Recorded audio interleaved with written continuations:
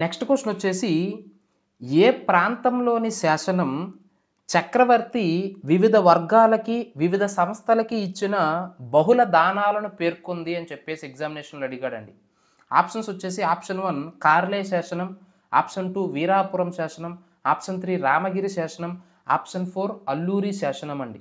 ఇక్కడ ఆన్సర్ వచ్చేసి అల్లూరి శాసనం. చాలా చాలా ఇంపార్టెంట్ అయినటువంటి అంశం అండి. అంటే ఇక్కడ చక్రవర్తులు, రాజులంటే ఎవరంటే during the time period of Satavahanas. అంటే శాతవాహన రాజులు పరమత సహనాన్ని కలిగి ఉన్నారు. ఈ శాతవాహన రాజులు ప్రధానంగా బౌద్ధ సంఘానికి ఎడ్ల బండను దానంగా ఇచ్చారు. ఎడ్ల బళ్ళు ఏవైతే ఉంటాయో వాటిని దానంగా ఇచ్చారని చెప్పేసి ఈ అల్లూరి శాసనంలో పేర్కొనడం అనేది జరిగిందండి. ఇంతే కాకుండా శాతవాహన చక్రవర్తులు, శాతవాహన రాజులు, యువరాజులు అనేవారు, శాతవాహన యువరాణులు అనేవారు వివిధ రకాల వర్గాల వారికి, వివిధ రకాల మతాల వారికి ఈ యొక్క పరమత భేదం లేకుండా వివిధ రకాల దానాలను చేశారని తెలియజేసే శాసనము అల్లూరి శాసనం.